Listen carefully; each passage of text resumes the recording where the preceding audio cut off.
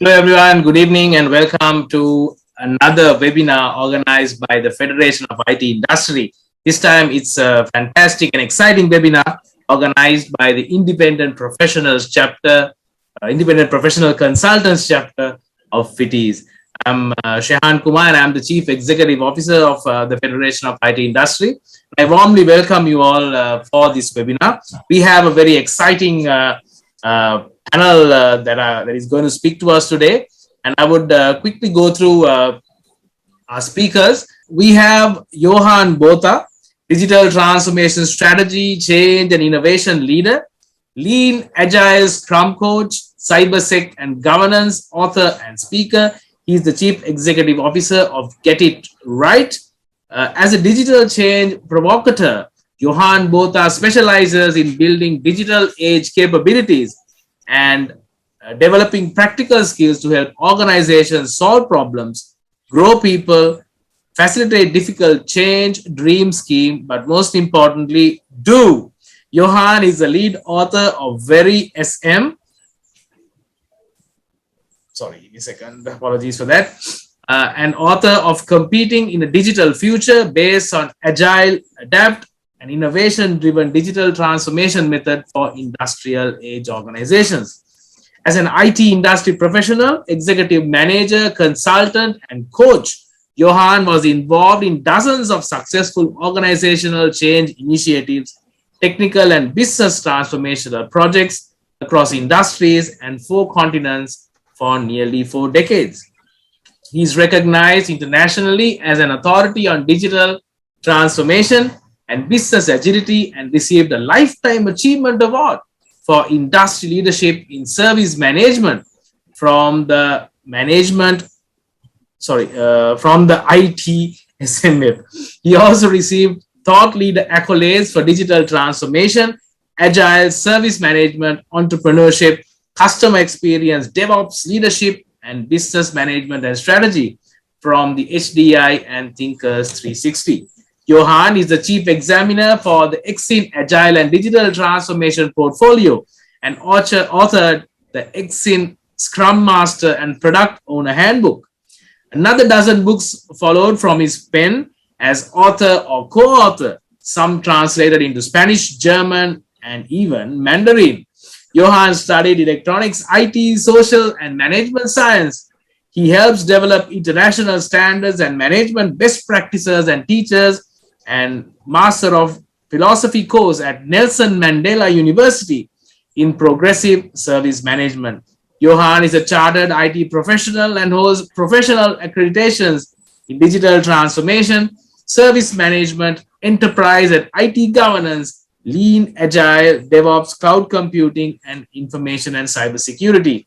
He is currently the Chief Executive Officer of getITright, an executive coach and advisor to tech startups operating globally with offices in South Africa and the Netherlands. So let's give a round of virtual applause to Johann Botha, ladies and gentlemen, until I introduce other speakers for this afternoon or evening or morning, wherever you are from, depending on where you're from. Right. Next, we have... I make the same amount of mistakes that everybody else is doing, by the way. Thanks, Johann. Next, we have Mr. Dodi Imbuido. I hope I pronounced your name correctly. Dodi is currently the Chief Technology Officer at Aytra. He's a co-founder and CTO at Aytra. Excuse me. Dodi holds 16 years of solid experience related to hybrid multi-cloud computing, DevOps, GitOps methodology, site reliability engineering practice, enterprise architecture, leadership, and strategy. He is focused on value innovation by providing an unconventional and creative thinking to find new ways of providing value to our clients through innovation.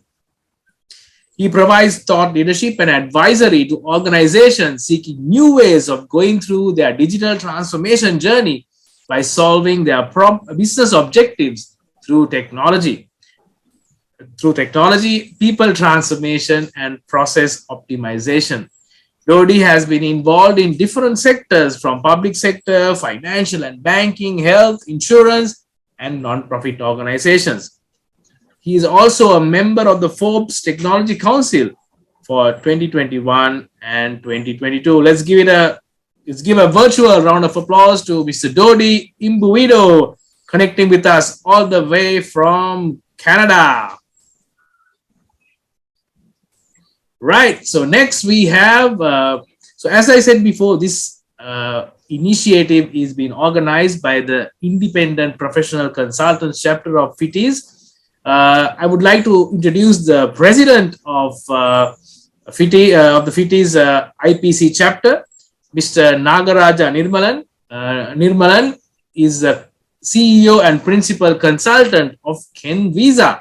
Nirmalan holds 27 years of experience in the IT industry, serving in various capacities, including many C-level positions.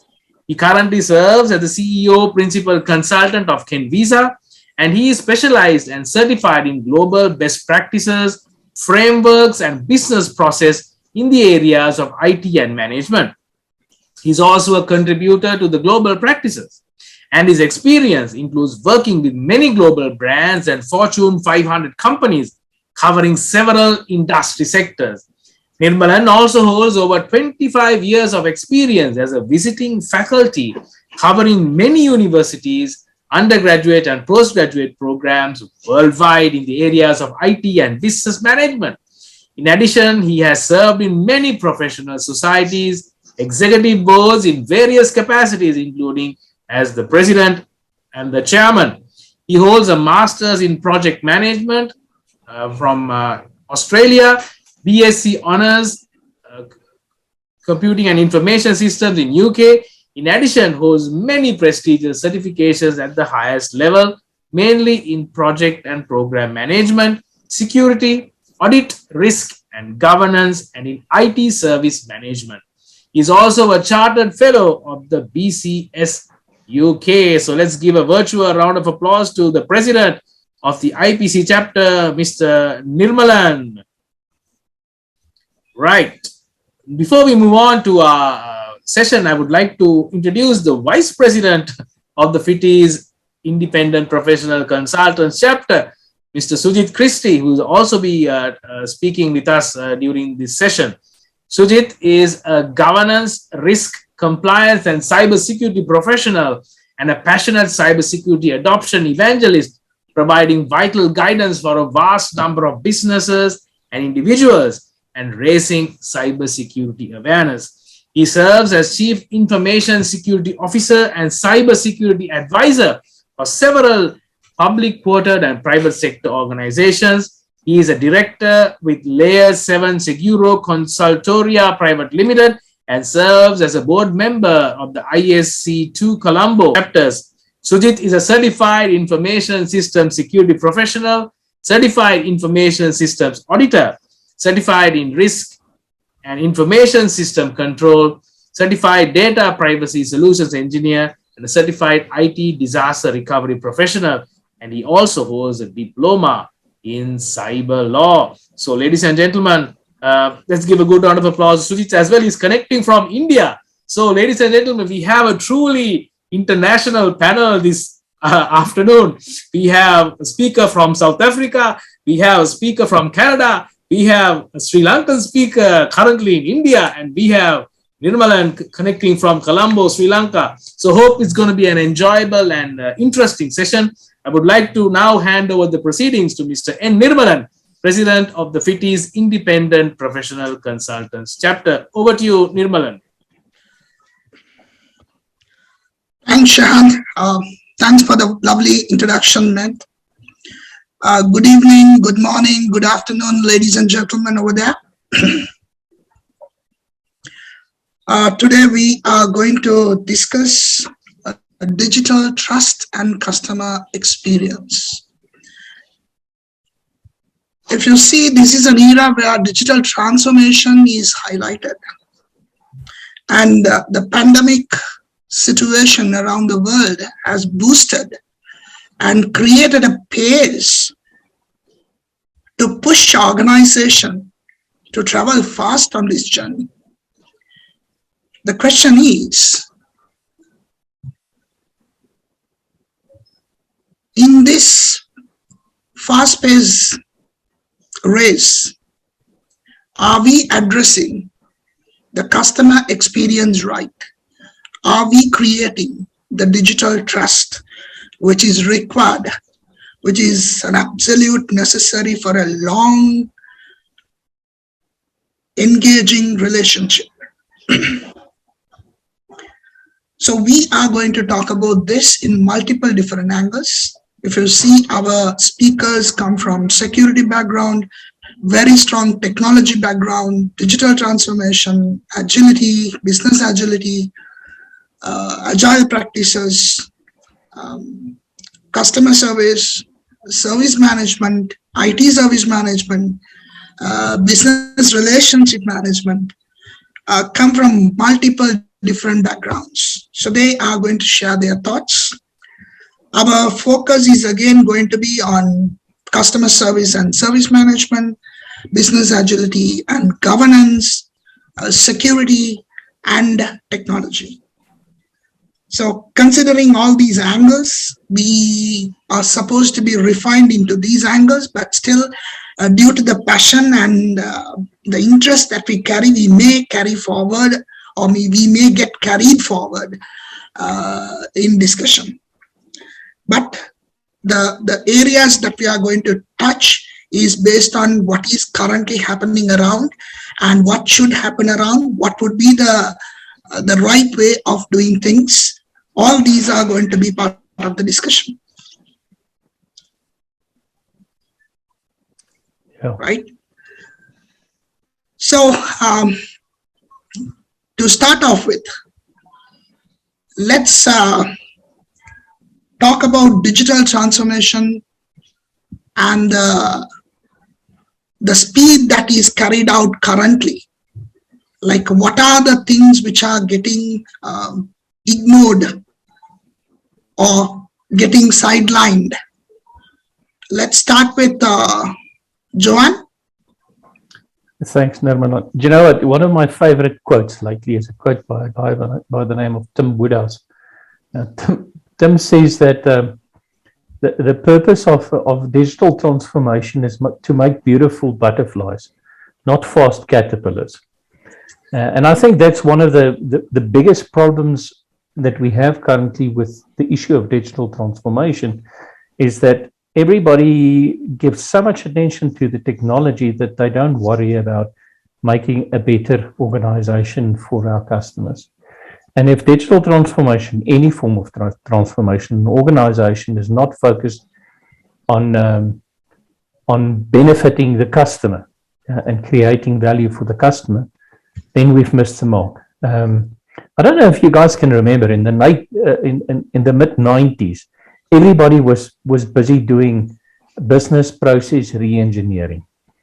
And then about 2 years later, all over the world, there were articles about the fact that 90% of these initiatives fails. I'm going to predict here that 90% of digital transformation initiatives is also going to fail. And Gary Hamel, actually, is one of the guys who wrote the book about business process re-engineering, later said, when somebody asked him, now, why does it fail so many times? He said, because saying that you're doing digital transformation doesn't mean that you digital, or in his words, business process re-engineering doesn't mean that you're actually doing it. So I think we need to focus on what it is really about. The technology is just the tool, but what it is about is changing your organization to be fit to engage with customers within a digital context. This is not something that the leadership of an organization can fob off on the technology part of the organization. This starts with a very strategic involvement of the leadership in the organization. If not, most probably you're wasting your money. Yeah, quite agreed, John. Like, most of the time, like what we see we are like, refining the processes internally. We are creating value addition internally. But does that value addition make sense on the other side is a serious question mark. Like, maybe say you have an application developed so that everything can be done very smoothly to the customers. Yes, if you are engaging with the application in the right way, as specified, as expected, everything works well. Supposing you go a little bit here and there, you have enough and more problems which you can't get back, which you can't complain, which you can't resolve in the same way that we did the transaction in the right way. So there you see a lot of hassle that we come across when dealing with such applications. Right. So sorry, go ahead. And the issue is really the adaptation, the organization being able to adapt to a new setting. It's not about automation. And a good 60, 70, maybe even 80% of projects that I see lately that's been branded as transformative makes no difference to the organization because we're just making fast caterpillars. We're just automating. Yeah. There's no consideration of how society has changed, how the value of society has changed, how the needs of society has changed, and how we as an organization need to change in terms of not only our products and our service, but also our behavior towards the ultimate goal. And that is, Peter Drucker said, the purpose of an organization is to create and keep a customer. It's not to make money, by the way. That's a perversion from the Chicago School of Economics. Because it's not sustainable. Sorry, I couldn't agree more with what Johann is saying too. I know with all these types of open source technologies out there, new technologies are coming. Fine, it's already there and some people are using it. But then from a culture perspective, like the organization side, internally, they gotta look at, it's a shared responsibility, but at the same time, really transforming themselves into a learning organization. And some of these types of things has to be unlearned too, right? Right. So there's some areas there that we're starting to see that technology is there, but people control it. People still make decisions today, right? And focusing on putting together the right people for the right type of initiative or objective, it does help. But then when you go to larger organizations where, it's called divisions instead of being cross-functional, then they're starting to put some red tapes in there, right? And I think one of the popular CEOs of a public cloud company started to transform themselves by saying, you know what, we got to start being a learning organization instead of just, going through these red tapes and all that. So just adding to that line of thought. Absolutely. Right. So I have a question rather than me making a statement. I'll start with Dodi. Dodi, I mean, you've been involved in a lot of transformative projects, right? So you're wearing the CTO hat. You deal a lot with technology. What do you see now? We're also expected to build trust. The more technology we introduce, does that mean the trust will erode over a period of time? Because if you recall Johann's opening statements, he said several projects have failed. I think the majority of the projects have failed. So if failure is going to be the order of the day, where do we introduce trust and say that we can have trust in the processes? So we'll start with Dodi, your thoughts, and then probably hear from Johann as well.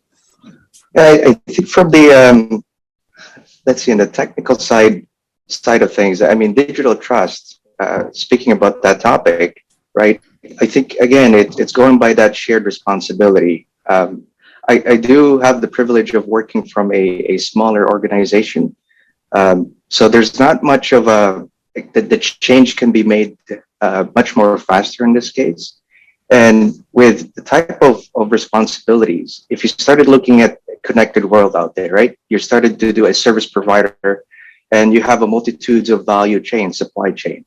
You started going to public clouds today where they have their own set of technology or services, but it doesn't mean that you don't do what you're supposed to do as a company to do that shared responsibility. Like when they say in the public cloud, it's secured, there's still that demarcation point, right? When you go to SaaS versus PaaS or IaaS, all that piece, it's really focusing on the type of demarcation point and responsibilities, but you shouldn't neglect your responsibilities as an organization to ensure that you're focusing on that customer, whether it's going to be the interfaces that you create in the platforms, putting all that into measurable observabilities, but at the same time looking at your supply chain, because that could be your weakest link too, right? I think Dodi is coming straight from the SRE point of view.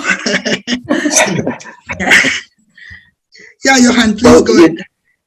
You know, when we talked about how do you measure like customer, like what's the reliability side of things, right?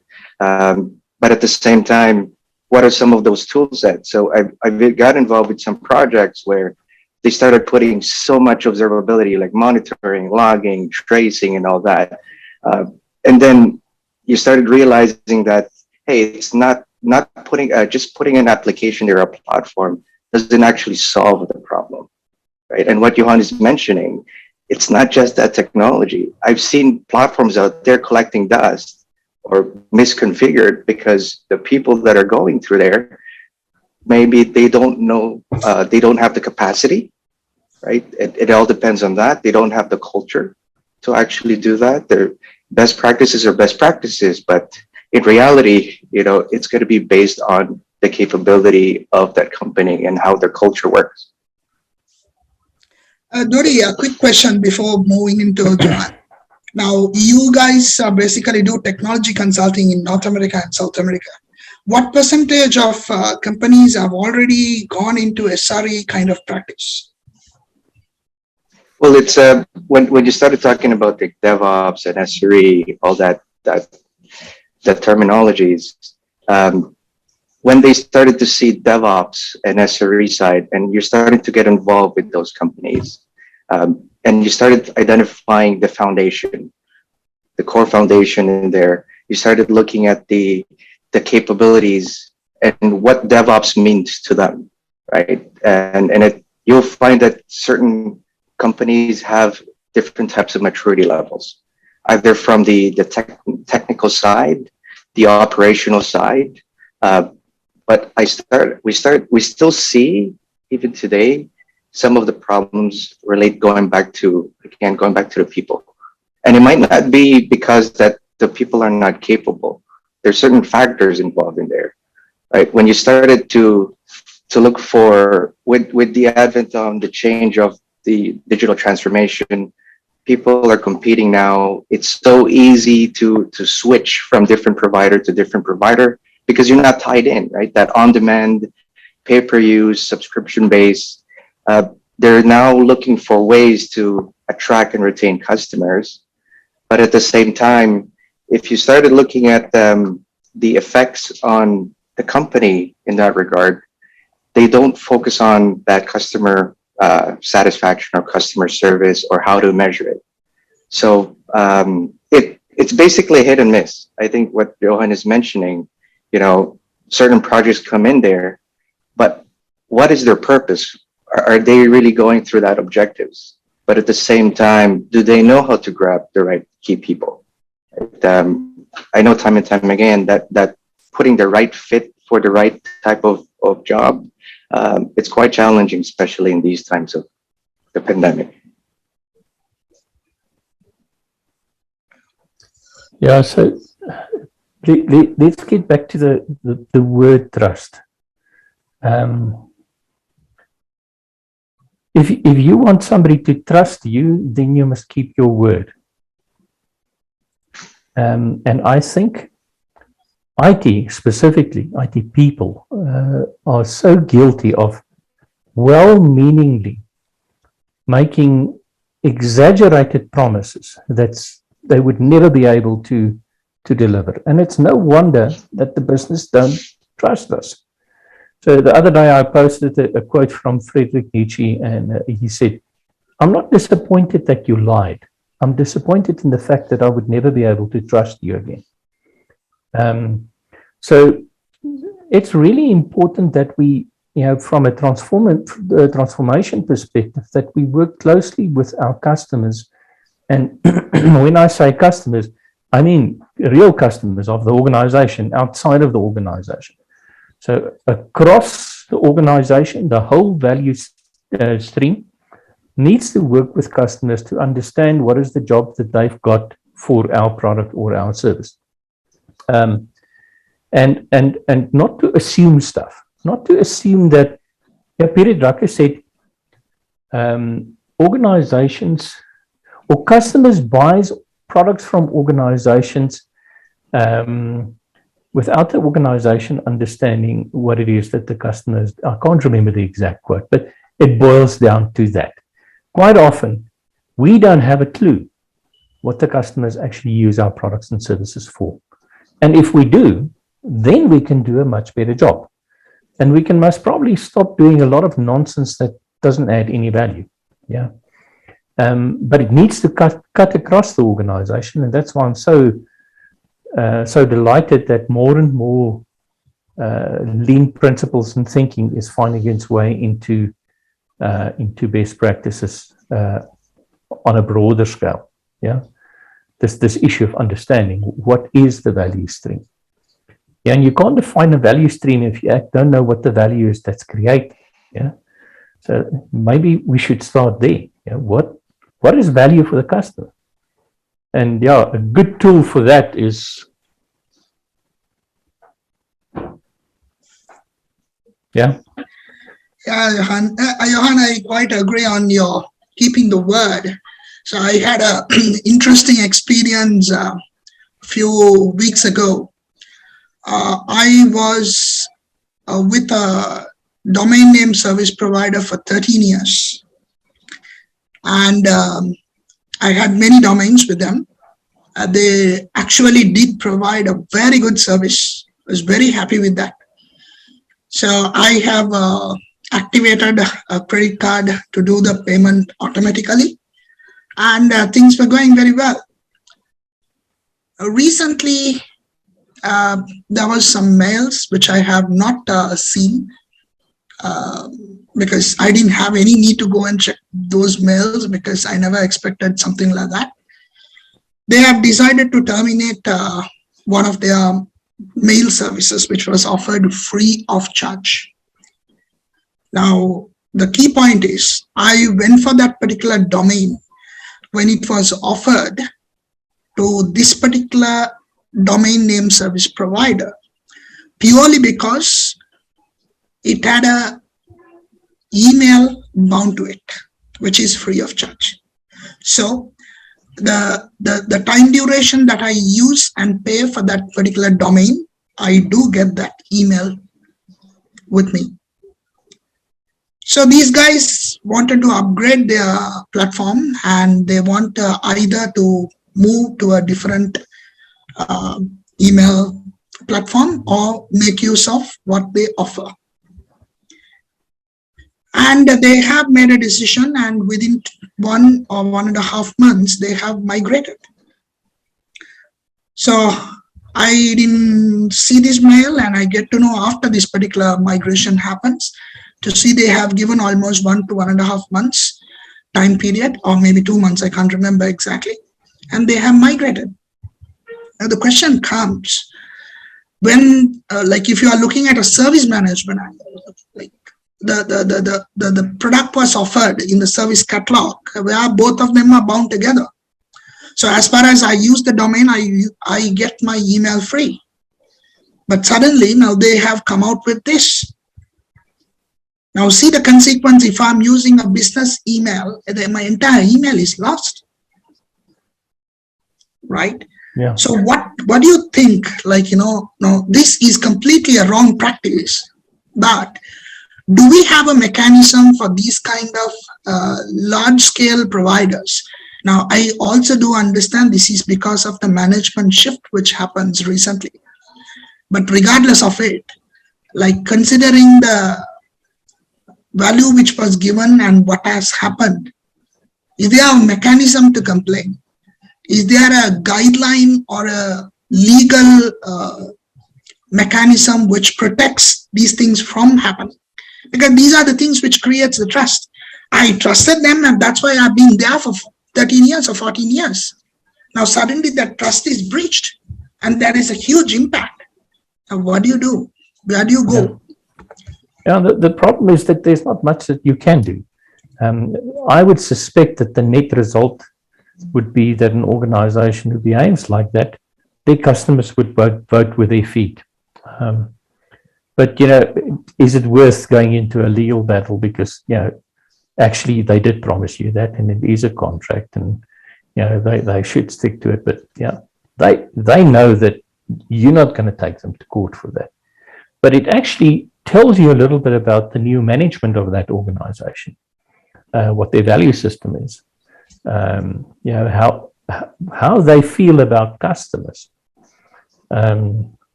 So my my grandfather used to say to me, "Don't tell me things, show me." Yeah, and I subscribe to that. Yeah, and also the important point that I want to make here. Now, when we go on this digital transformation journey and digitalization journeys, what we forget is that the interaction that we had at the initial stage face-to-face is completely gone, right? What you do now is you send a mail.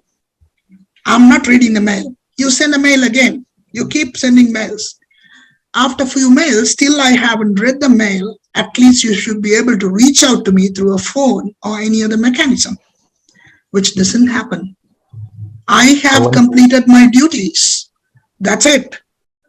So I don't care. I want to tell you a funny story. Quite a long time ago, we were busy working on a project, and part of the project was setting up a service desk system. And in our wisdom, we decided that all escalation would be done via email. So imagine this scenario. I logged a call at the service desk to say that my email doesn't work. And the service desk sends me a mail saying that if we don't hear from you, we assume that you're happy. Well, big mistake.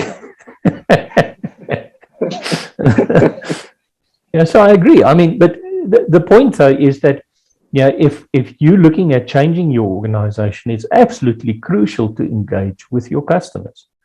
And customer needs has changed so drastically. The social context, the value system, there's so many nuanced things that has changed in the world around us, that to assume is a terrible mistake. Johann, I have a question again, right? I mean, this is to Johann, just continuing from the previous question. Relationships are built on trust.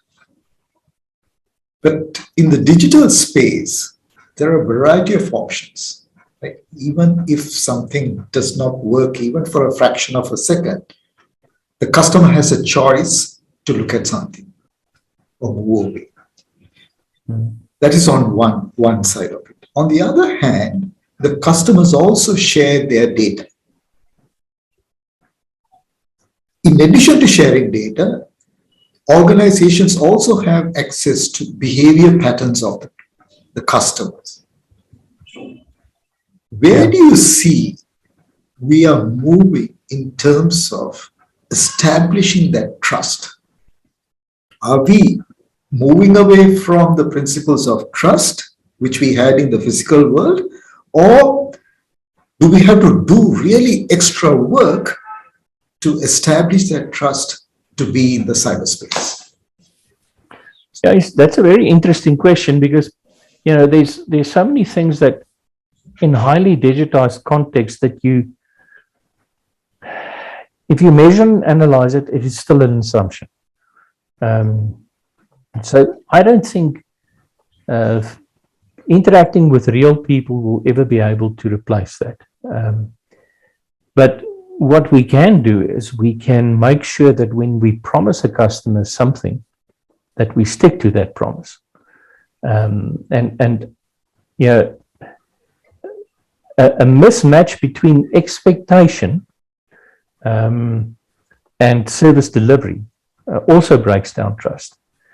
But in the same vein, I've been in organizations where the CEO will sign a service level agreement with IT, and the CIO says, okay, but we need to communicate to every department within the organization what this SLA is. What does it mean?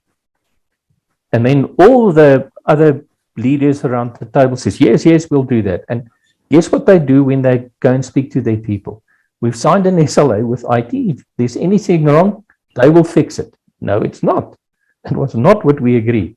But we must make sure that we actually communicate that. So there are ways that we can build in that form of communication. And I mean, this is stuff that we've done nearly 20 years ago in an organization where there was really lots of mistrust between the IT department and the business.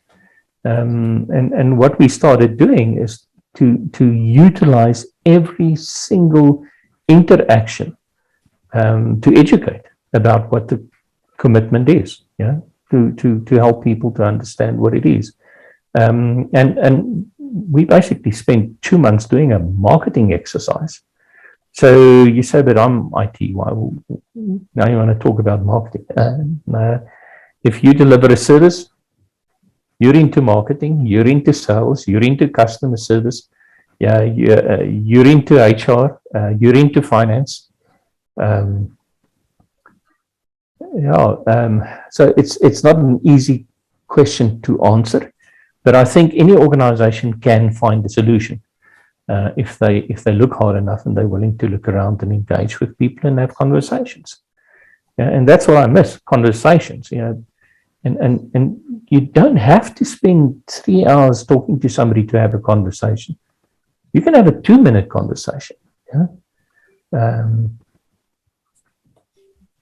So we can do something. Yeah. So, Johann, should we assume that with the wider adoption or the rapid adoption of technology, while it has a plus for the organization, that the organization is losing the art of conversation, communication with the customer, going back to the Nirmalan's problem?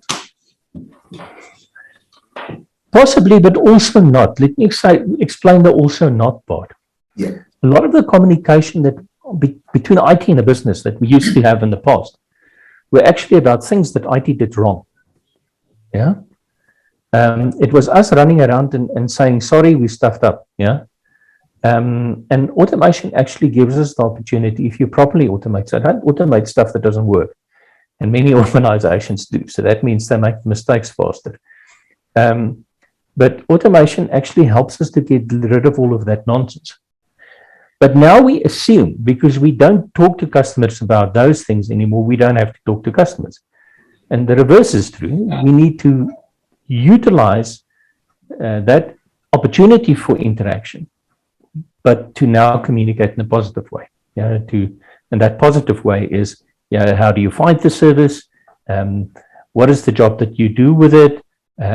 Is it fulfilling your job? Are there other jobs around this that we don't look after? And you can then build a offering that's more closely aligned to the outcomes that the customer want. Because remember, they just use IT as a tool to get their outcomes. They're actually not interested in our service or our product or our excuses or anything. All they want is they want to get their job done. So Yeah, I think it makes it easier in some way, but then we need to then have the discipline to find opportunities to have meaningful interactions with people. And that makes a hell of a difference. Sujit, again, for your point, I don't think technology chase is basically going to limit them in interacting with the customers. It's the culture that they built in the organization, the customer-oriented culture, which is going to actually help them in interacting with the customers, understanding the customers.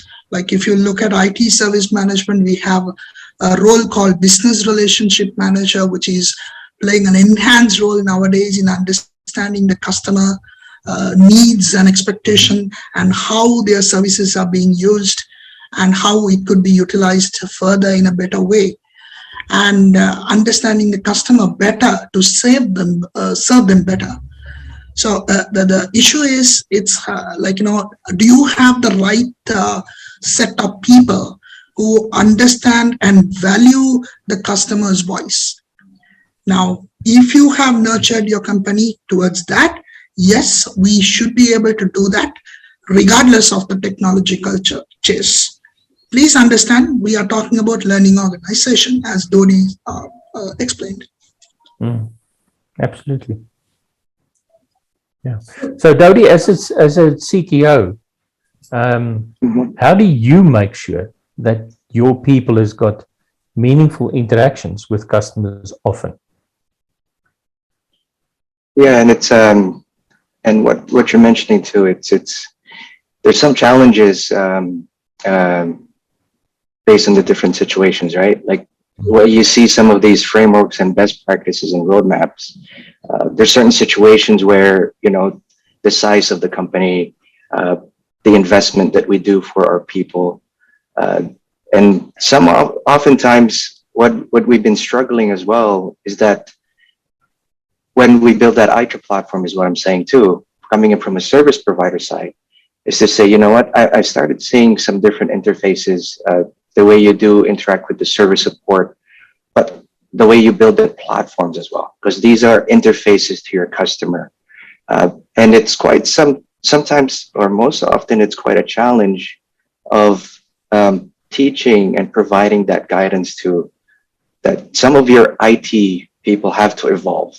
They have to start understanding the customer standpoint, the commerce, the business side, but not so much in terms of the revenue making.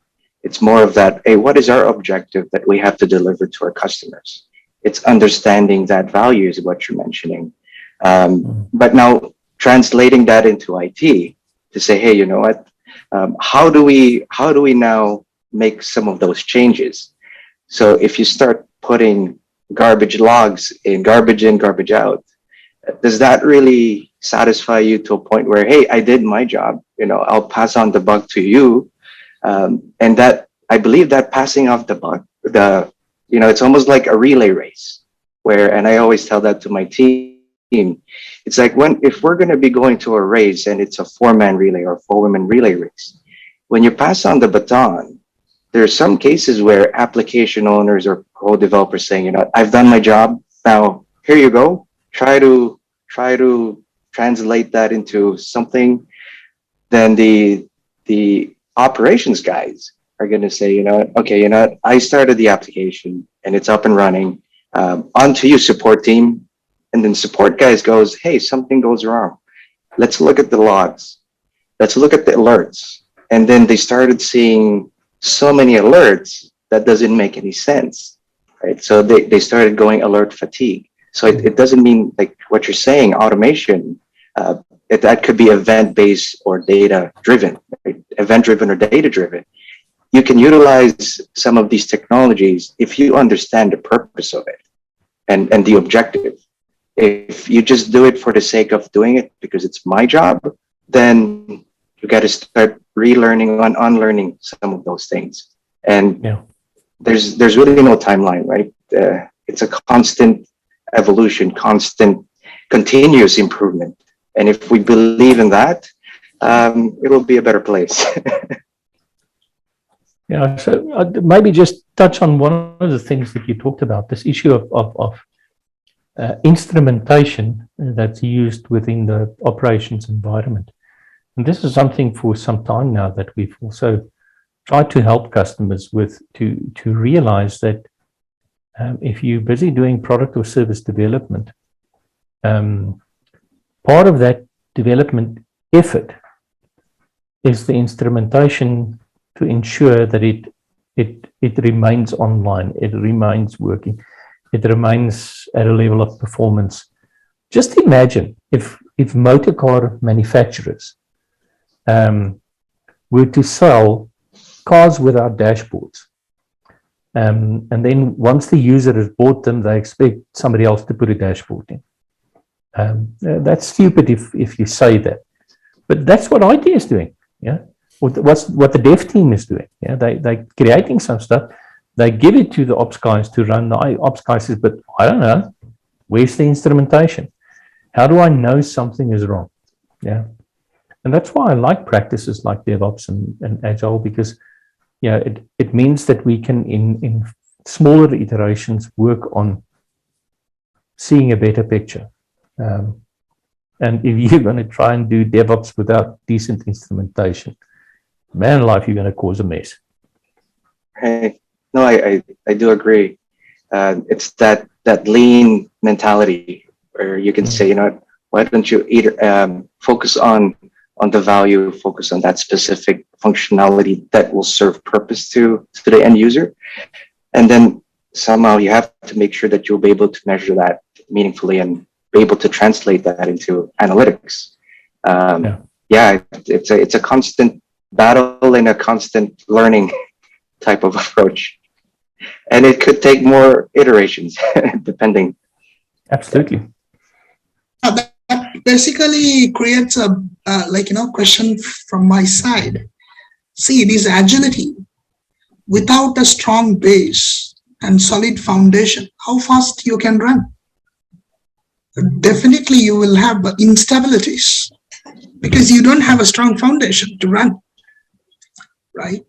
So are we missing the bigger picture here? I think many people are. I see far too many people who's teaching the end techniques in agile methods without telling people that it starts with a mindset, an overall approach. If you want to be successful using these approaches, you most probably have to change the way you manage. You have to change the way that you measure. You may have to change the structure of the organization. But just doing daily scrums and every 4 weeks or 6 weeks start with a new sprint is not agile. And that seems to be what people think it is about. It's about the method. Now, this makes me think about Toyota. When Toyota at first were really successful with Lean, they invited the US industry to come and see what they do. And when a Japanese analyst asked Taiichi Ohno, why do you do that? Those are your competitors. He said, but what the Americans most probably don't get is that this is actually rooted in culture. And if you don't make the cultural shift in terms of leadership in the organization,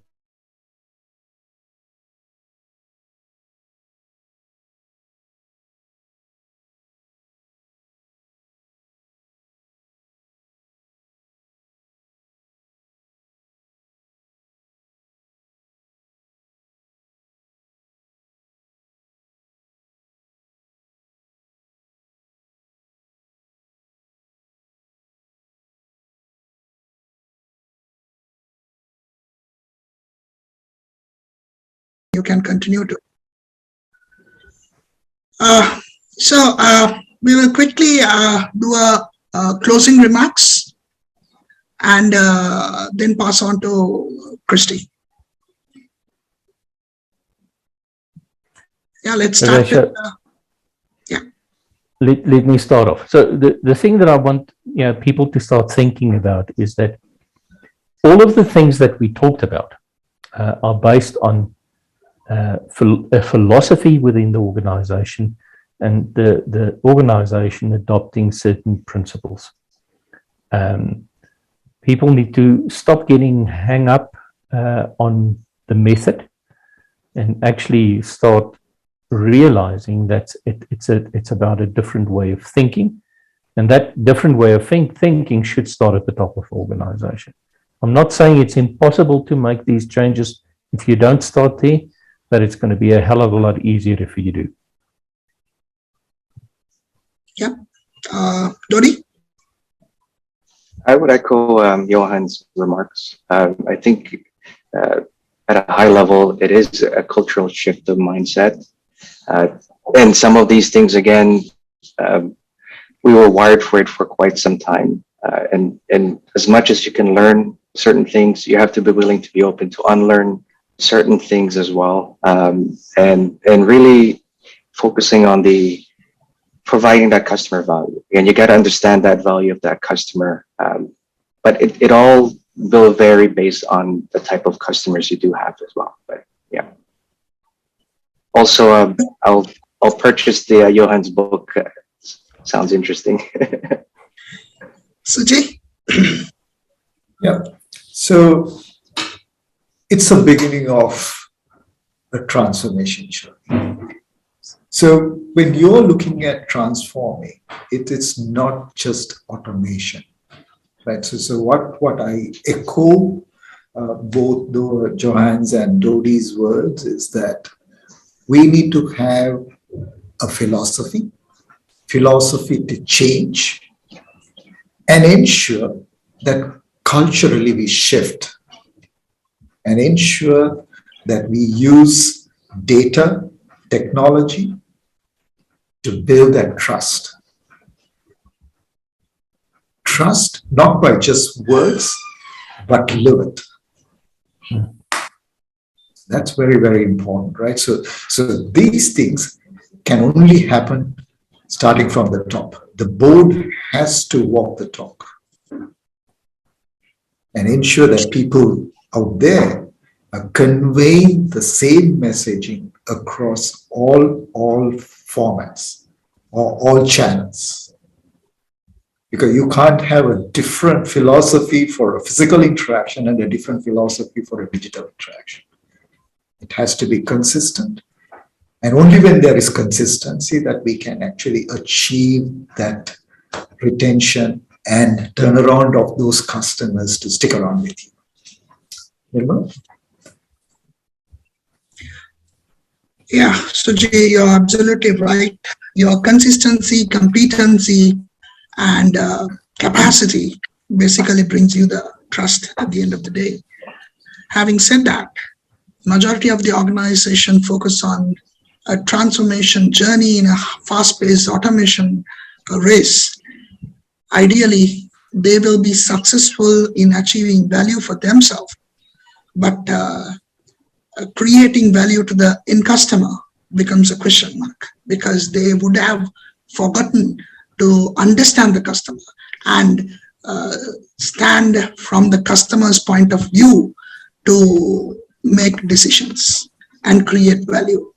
So therefore, it's very important to create a win-win scenario for both sides in making the entire transformation journey successful. Now, this is not going to be possible only through technology. With your cultural change in the organization, mindset, and the learning culture will definitely give a boost. Right? Yeah. So, Johann, is there any questions that with you at the moment, or we can take it up in the part 2? Not at the moment, Nirmalan. Participants, if you would like, you could type in your questions to our panel, and then we can pick it up, or maybe we can pick it up at the next session. Yeah, just a quick thing, like next session, we will continue with the same panel, and there will be additional people coming in. We are expecting a few new dimensions getting engaged in this journey. Sorry, Nirmalan, maybe just a last quick comment. Rome wasn't built in a day. So if you're struggling with this, things, yeah, don't feel bad about it. You don't change the culture of an organization overnight. But do start. Yeah. Unless you start, you're also not going to do anything.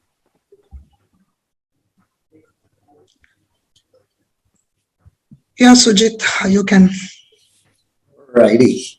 Okay, that was a very interesting session talking about digital trust and customer experience. And first and foremost, I want to thank the panelists, Johann and Dodi, for taking time.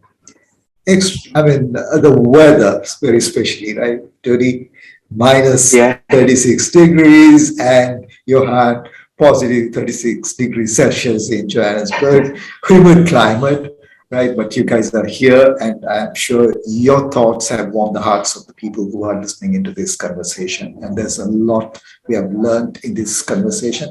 A few points which I would like to emphasize is that trust has to be, built in the form of processes. It's not a statement which you put on the wall and say, we work establishing trust. So that once broken, it's very difficult to build. And then I guess the organizations also should have the courage to accept and learn quickly from the mistakes and move forward, right? So that's what we talk about being agile. Right. I also want to take this opportunity to thank Dr. Prasad Samarasinghe, the chairman FITIS, Shian Kumar, CEO of FITIS, and also the director board of FITIS for providing this opportunity to have this program today. And I also want to very briefly thank all our partners who have supported this program and other programs of FITIS. We continue to look forward to having you engaged. And last but not the least, I also want to thank Nirmalan for taking the leadership, and also the EXCO of the independent professional consultants for being there, supporting us to do this program, and also encouraging us to look for a series of discussions on Agile and DevOps, security, GDPR, and various aspects. And we also want to thank the participants, the audience who have joined us, and those of you who have not had the time or due to various reasons. We understand, right? We're going through difficult times, work from home, hybrid work environment. Some of you may be stuck in the traffic, or there could be a situation at home which has not allowed you to be part of this program today. We look forward to having you in the next session. So with that note, me, Sujit, Christy, thank you and take care. Shihan, over to you. Thank you so much, Sujit. Thank you so much, everyone, for being a part of this session today. As mentioned, there'll be a follow-up session as well, so we look forward to having you there.